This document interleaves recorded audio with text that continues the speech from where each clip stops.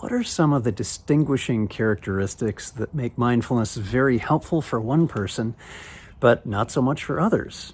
Now, what does the research say about that or the efficacy of mindfulness at all? Well, come on, let's talk with our guest, Julieta Galante, and find out a little bit more.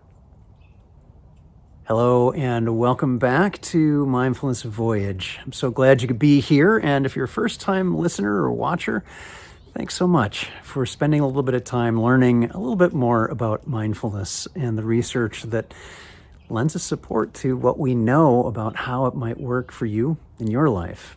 And if you're joining from Present Moment Mindfulness or the Secular Buddhist, my audio podcasts, glad you could be here. I'm going to be focusing on this, at least for the time being. So one of the things that came up here is a discussion of how do we know what the distinguishing characteristics for individuals are that might help them with mindfulness. Well, so it turns out there's some interesting data to show here's what's most helpful, here's what doesn't seem to be so much, and here are the characteristics. Well, there are some interesting findings of a recent meta-analysis around all of that. So, come on, let's learn a little bit more from our guest today. Our guest today is Julieta Galante. Thank you so much for being here. Good to see you. Thank you, Ted. It's great to be here. So I'm wondering if we could start by just having you say a little bit about where you are and maybe what brought you to mindfulness. Yeah, at the moment I'm in Melbourne. I'm working at Melbourne University. I've been here for a year as Deputy Director of the Contemplative Studies Center, which sits within the School of Psychology at Faculty of Medicine. Great, thank you for that. And please say hi to Nicholas for me. I've missed seeing him for a while. And I'm wondering if you could say a little bit more. The paper we're discussing, and let me read the title. I may take a couple breaths on this one. Systematic Review and Individual Participant Data Meta-Analysis of Randomized Control Trials Assessing Mindfulness-Based Programs for Mental Health Promotion. It's a lot, and there's a lot to unpack in that. So I'm wondering if you could just say a little bit about how did this come to be? What prompted you and your colleagues to decide this is something we should be researching? Yeah, sorry about the title. Actually, it was even longer initially, so really? we make an effort to make it shorter. But it's just that there's a sort of good practice guideline in research, very empirical research, that asks people to specify which study design you're doing and which population you're studying, and all that sort of boring and long but very informative title for researchers. And so just to set the scene, I said I've been here for a year because this work I did this work in Cambridge. So I worked at Cambridge University for 7 years before coming here, and that's where I did this study. So how did we decide to do this? It was basically, in general, I've been always very interested in prevention and mental health promotion, and also very interested in meditation and mindfulness. And what I was seeing is that clinical applications of mindfulness-based programs were having more funds and more research, and there were better studies and more attention paid to them. But the prevention side of things was sort of getting more ahead of the evidence, so to speak. So the application was growing and growing and growing for preventative reasons. But then there were many studies and many trials and other things as well, other types of studies, but they were small and nobody was sort of looking at them as if it was to sort of pass some sort of regulatory test, that the clinical studies have to pass these regulatory tests in order to be offered to patients. But because we don't have that for prevention, the sort of the rigorousness and the size of the studies and the funds tend to be smaller for prevention and promotion of mental health. So one of the ways of trying to say, well, okay, let's imagine we have a big study, because sometimes you need big studies and you need big numbers in order to answer some of the questions. one option is to run a huge study, of course, and then another option is to put together data from many small studies or smaller studies in a collaborative way. So we went for the second option to say, well, I had run actually one of these mindfulness for mental health promotion studies before, a trial in Cambridge. And then so we said, what happens if we want to analyze more subtle things? For example, what things influence whether you will benefit more or less from mindfulness-based programs? For that sort of thing, you need a bigger sample size. You need more participants. So we said, well, we can put together a collaboration whereby people who run trials similar to ours can share data with each other, and then we can analyze this data all together, and so we get more participants. So a big sort of trial made out of smaller trials. And yeah, and that's exactly what we set out to do. We applied for funds for to the National Health Service in the UK, and we got those funds for doing this. It is much cheaper, by the way, to do this thing than to actually run a study of the same size. So that's what we did. Yeah, that's the background to it. Thank you for that. And it brings up so many interesting points about this, that studies that need to be large, because that, of course, larger sample sizes gives you more data that you can collect. It's also very expensive. And there's a difference between doing something as a clinical trial, which tends to have more investment in it and more money on the line than we do with these preventative and especially mindfulness programs, which are usually seen as subclinical rather than non-clinical, or at least different than those kinds of settings. So yeah, a lot of different factors go into that of why we see so many meta-analysis studies in mindfulness. And thank you for sharing that, because that's a perspective many of us don't have, is what it takes to get these off the ground. And I'm wondering, for this particular study and some of what you were sharing, why is it so important, this particular one around mental health promotion and the individual participant data? I'm really interested in that particular aspect to it. Yeah, so meta-analysis, well, probably many people have heard of systematic reviews and meta-analysis, just because they are the easiest way of putting together data from different studies.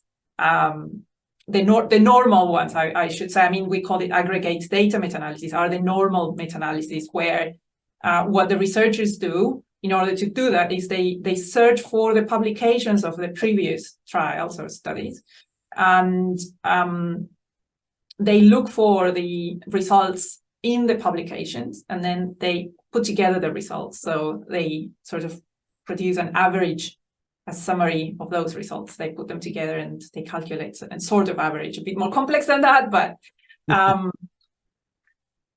that is the easiest, because you only need publications. Yeah. But it has a number of limitations, and it also depends a lot how you do it, as with everything. So not all the meta-analyses are the same, even within the normal meta-analysis, not all of them are the same.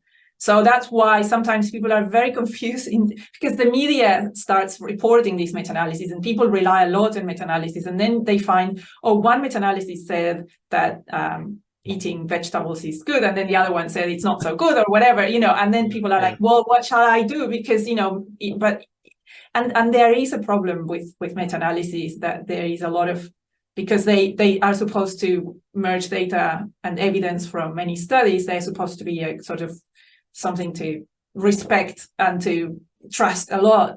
And for example, even with paranormal research into psi and all of that, you have meta-analyses that show that this exists, and then other meta-analyses show that it doesn't.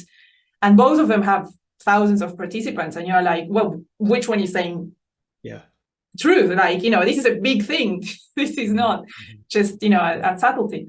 And it depends on how you do it. But anyway, there is this type of meta-analysis, and then there is a more stringent type of meta-analysis, which is when you jump the publication stage and you go straight to the authors of that previous study, and you contact them and you ask them if they would be willing to share their raw data.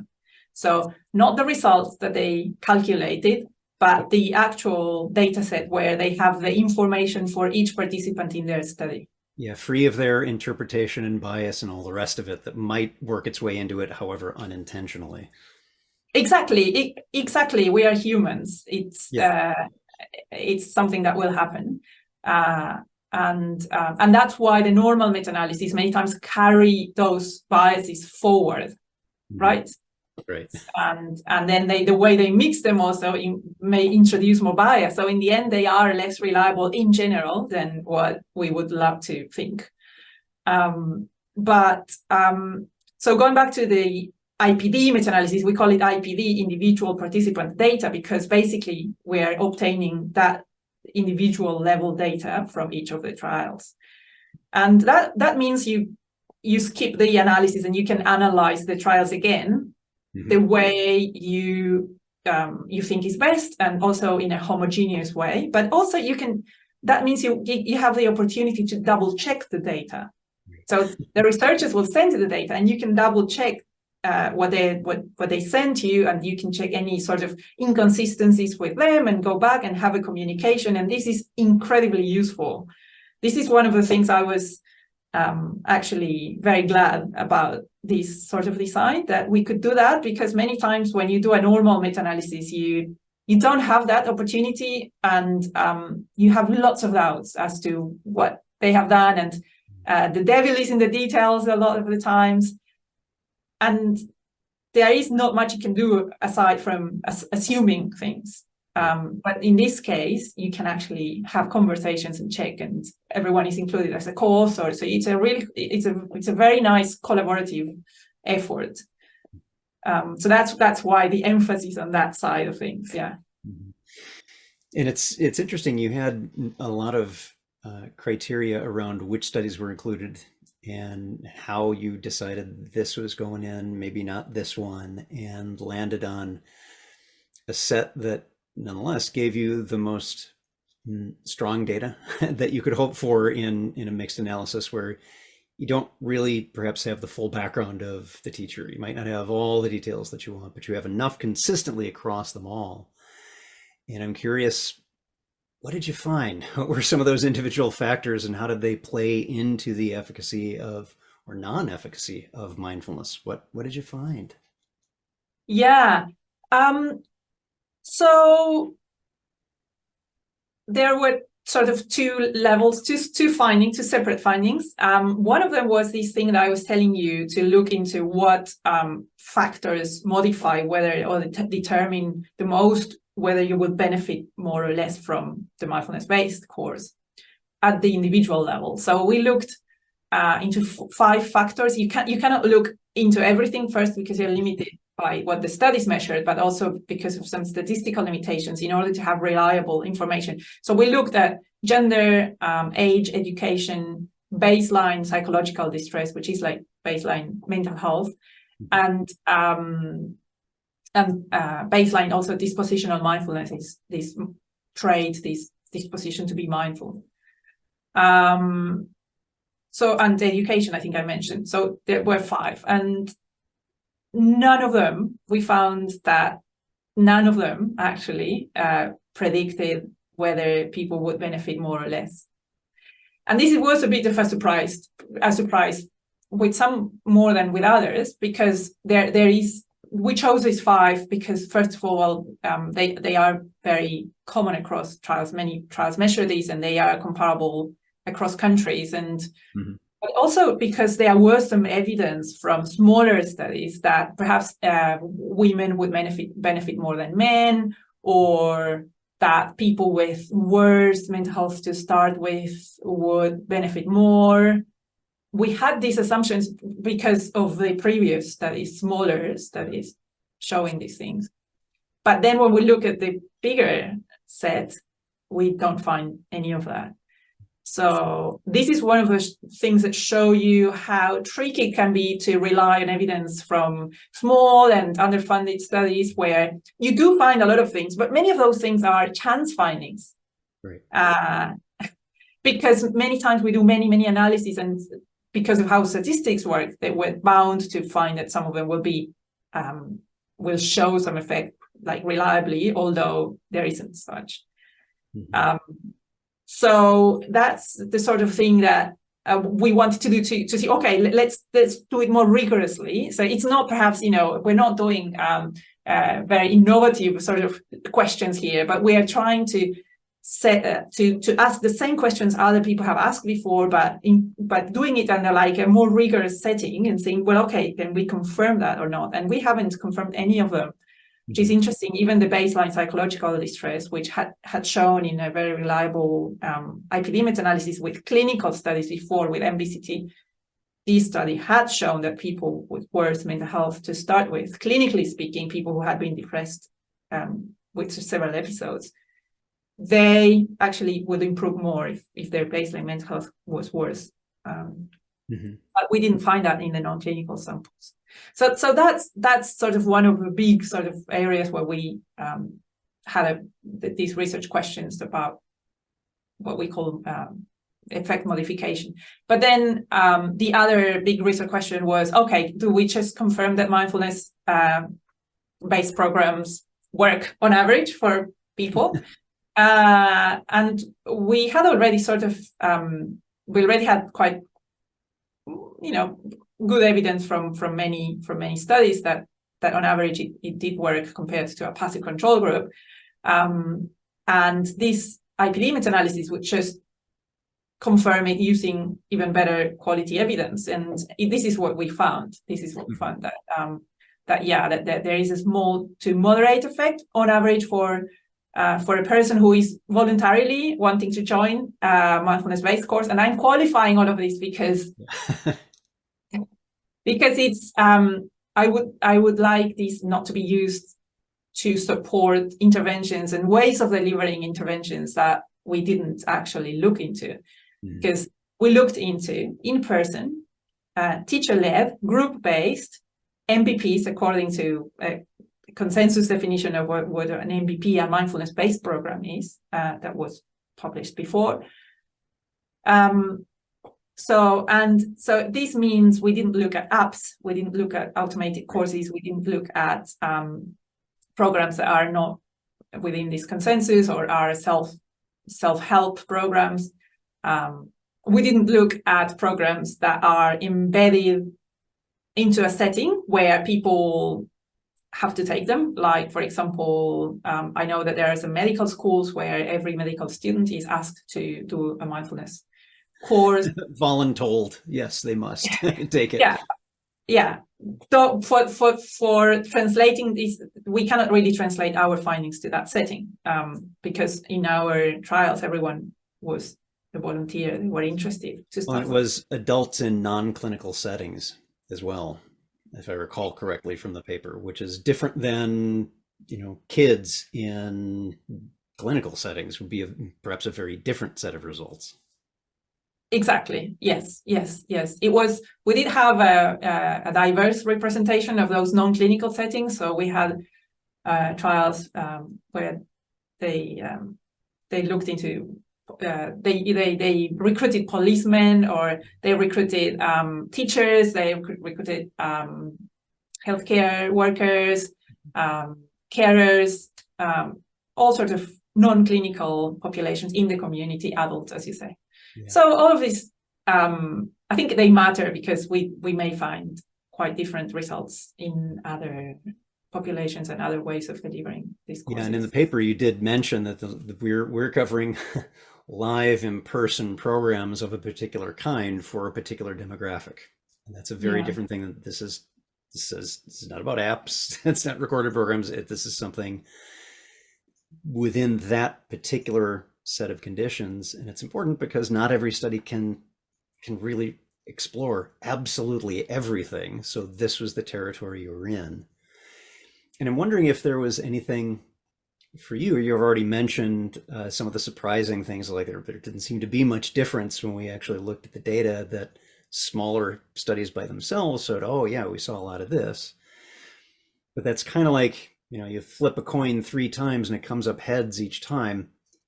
That happens. It doesn't mean it's always going to be heads, or it's almost always heads. Well, no, flip it a few thousand times and see what the numbers look like. You were getting closer to the a lot more flips of the coin. So we're getting better data here. But I'm curious if anything else for you was a little surprising or maybe a little validating or good to see. I mean, what was for you the experience of getting at the data? What was that like? Yeah, that's a good question. I guess another surprise was so we did do a normal meta-analysis before this one, which was part of the same project, and we looked at 136 trials there because it's much easier to include more trials when you have when you just look at the publications. Mm-hmm. And so we also found that psychological distress improved compared to passive control groups. But we found a lot of heterogeneity, meaning that we weren't sure it would apply to every setting of all the settings we had there represented. And then with the IPD meta-analysis, that heterogeneity, so that uncertainty around the settings reduced a lot because of all these checks and balances that we did. So that was a surprise how much better it is to actually have access to the data. And I'm hoping this is becomes more and more common, because there is all this open data movement in science by which people are now stimulated to share their data sets online. So I'm hoping this sort of analysis will become easier to do. The other surprise, but going back to these big meta-analyses we did just before this,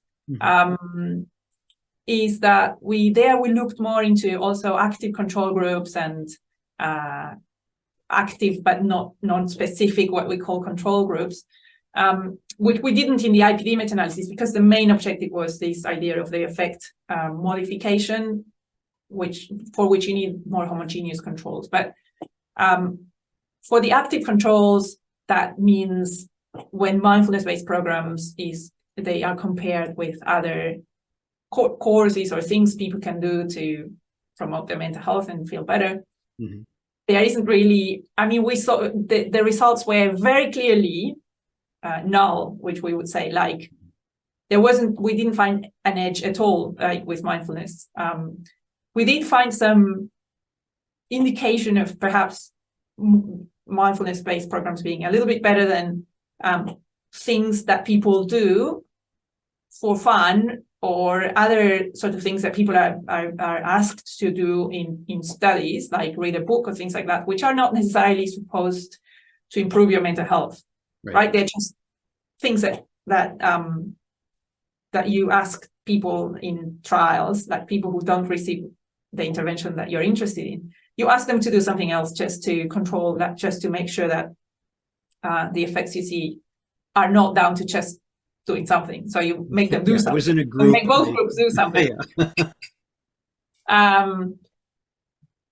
Perhaps we saw some very unclear indication that mindfulness-based programs are better on average. But yeah, basically this is just reminding, I think, us that we're not really sure what the specific effects are of these programs. Mm-hmm. So what is the big thing that is sort of pulling the weight here for the benefits that we see on average?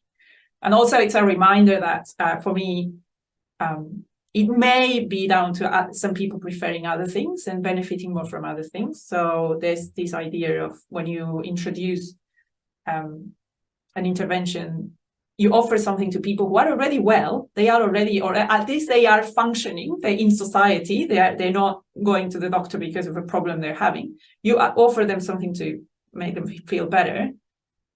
And that's where all the preferences and the how feasible it is for you to actually do the course, and the interests and the engagement and the excitement, all those factors are much more important than when you actually, if you indicate as a doctor, someone, okay, you need to do this treatment. I don't care if you don't like the flavor of the pill. You just need to take it. Yeah. But when you are offering mental health promotion, you cannot do that because they don't really need a treatment, right? So there are many factors here that come into play that don't come into play when you're offering treatment. And also it comes into play that the one thing you really cannot risk is harming people. Right. Because these people are already well. So if you have someone who's, dying of cancer or something, and you're telling them, look, I mean, I have this thing that may actually improve the situation or it may make it worse. But the person will say, look, I'm already Yeah, this won't hurt me any further.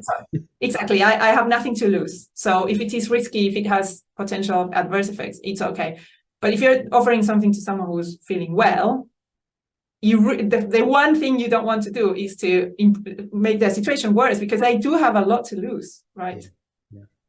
So, this is how things are. You have to think about all of these when you do mental health promotion research. Yeah. Well, one of the things I find most exciting about this research, and I know some viewers may be thinking, well, okay, it just showed there are modest effects and that's fairly consistent, and so what? Well, a big so what with this is that we're now looking more and more closely as the research is refined more and more about what are some of the key ingredients. We're looking at things that are indicating that age and some of these other factors that you looked at, maybe not so much. Like, okay, so what about some of those studies that are showing very big differences between different interventions? What was going on there? And it's helping us dig a little deeper and unearth a little bit more about what some of those key factors are and how they play together. It's not just one thing, it's many things together. And that complexity is why I don't think we'll ever be bored in researching mindfulness and doing these.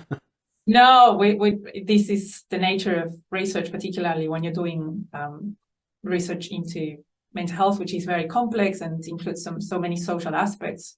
And with humans, we're also very complex intrinsically. Even if you're doing, research into heart failure or something, it's still very complex.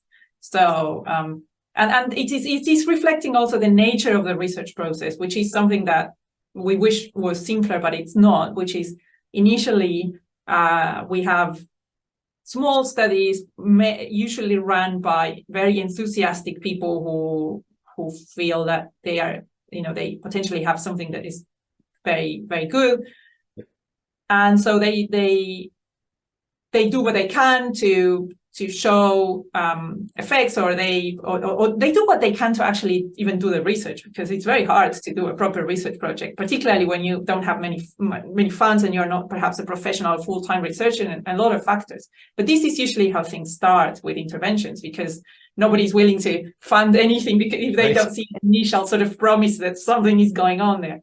So this is slow, and so we had a lot of those studies initially in mindfulness-based program research. But then what happens is, let's say, show promise and promise and promise, and then sort of public bodies start to look at that and say, oh, perhaps we can offer these to bigger populations, or programs that are offered for free as part of the National Health Service in the UK, or things like that. And then so they want to see more. They want to make sure that these effects are reliable, are actually happening out there. Yeah. And that's how things get tighter and tighter and tighter and tighter. And also you want to know, okay, who's benefiting, who's perhaps not benefiting, if we shouldn't offer that person. And this is an ever growing process of increasing sort of confidence in the effects of an intervention. Right. It is building the structure so that it lasts, and we're building it in the right direction and way so that it is something that is helpful. And we're not building it on sand. That's why this research is so important. Yeah.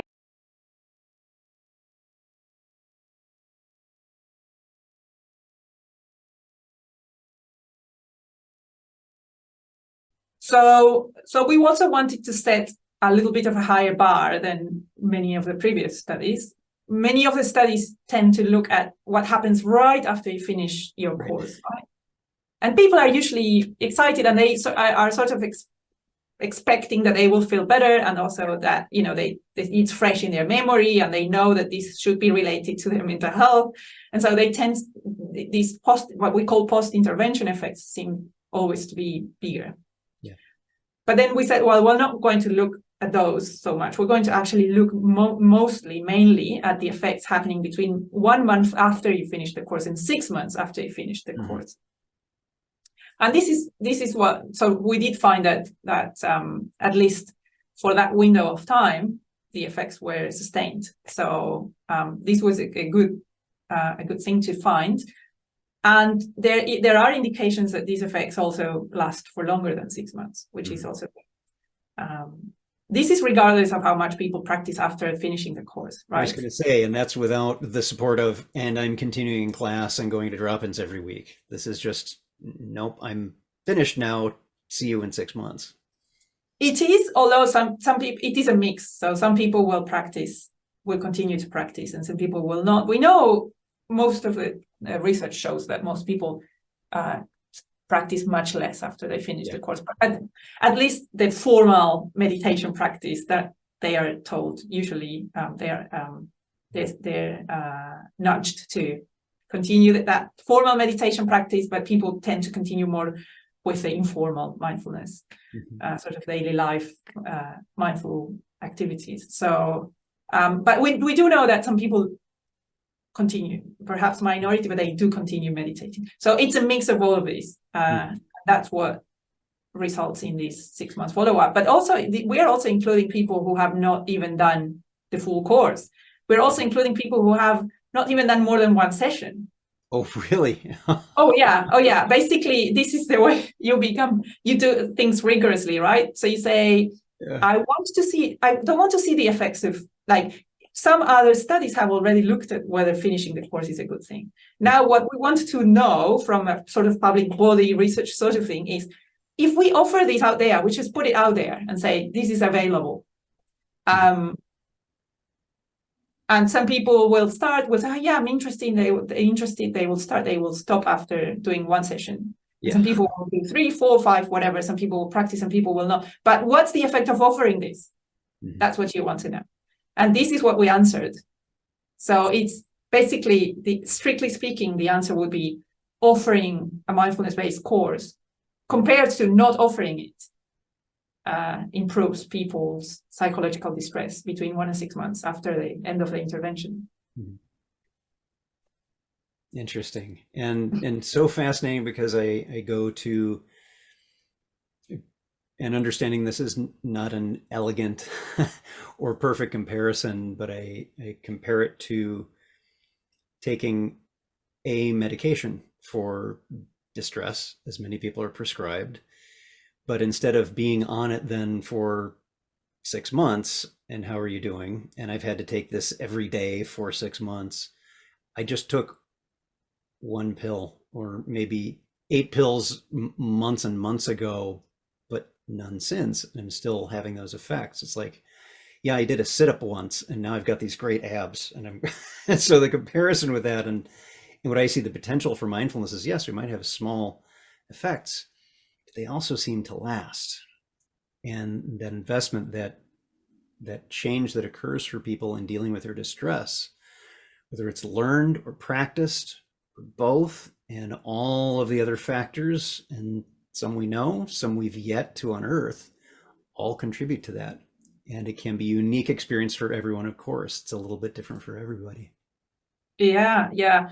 What we don't really know yet, and very, very few studies have started to look into this, is what happens after that period of, let's say, a year, and what happens with people who continue to practice every day. Because this is what, this is sort of, for me, one of the least evidence-based things that mindfulness courses have, which is mindfulness teachers, they tell people, well, for now the course ends, and but you should continue practicing every day. You should continue meditating every day. Yeah. Off you go. Perhaps we have 1 or 2 drop-in sessions in a year or something, or some people do a bit more, some people do less, but off you go. Just meditate for, daily, for an indefinite, there's no end. It's not like meditate for a year and then stop. It's supposed to be something that you should do throughout your life, in theory, if things go well. We don't have any evidence for that advice. Yeah, like exercise, doesn't come from, people tend not to. Yeah, well, many people don't do it, but some people actually take it seriously and do it. And we have evidence from trials that ask people whether they have been practicing after a year. And some people do say, yeah, I have been practicing, have quite a few minutes a week of formal meditation. after a year. I've been doing it for a year. And we don't really, we haven't tracked these people well. We don't know what they're going through. And not just from the research point of view, also many times mindfulness teachers don't have a clue what's happening with them, because there isn't a mechanism to actually, in general, keep these people there isn't a group that they start to belong with and practice regularly. There isn't a follow-up that is regular that the teacher does. It's just not embedded in the system. It's not a problem of the mindfulness teachers. It's just the way the mindfulness-based interventions were designed. And this aspect was sort of overlooked, I think, in the beginning. There was a lot of emphasis in introducing people to the practice, but what happens later, it was sort of an assumption that they should go on. And this is an assumption that is like physical exercise and that people should be practicing all their life. We really don't have evidence for that part. Yeah, and this is, again, one of the fascinating things about research in general, is that it helps inform what are some directions we might want to go in, like these longitudinal studies of what are the effects for people who do stick with it. How does that compare with those who don't stick with it, or do a refresher, and then what happens? So yeah, that's exactly what we are going to start next year here. We're going to follow up people exactly the way you said. Excellent. I'm so glad. Glad to hear it. So is there anything else that you'd like to share with the viewers here? No, I cannot think of anything apart from boring you with methodological details. Yeah. So thank you so much, Ted. Thank you for being here, and hopefully you'll come back when that study that's yet to be done is done, and there's some things to share there. Oh, that would be a pleasure. Yeah, for Wonderful. sure. Well, everyone who is watching this, our guest today, Julieta Galante, thank you so much for your time. And of course, I'll have links to places to go find you for more information about any of this research. Julieta, thank you so much for being here, and everyone, thanks for watching. Glad to have you, everyone. Bye-bye. Thanks so much for being here. I hope that you enjoyed this podcast and got something out of it. And remember, if you do that subscription thing, it doesn't just help you, it helps others to find this too. So, I'll see you soon, and remember, every moment you have a choice. Make it the best you can. See you next time.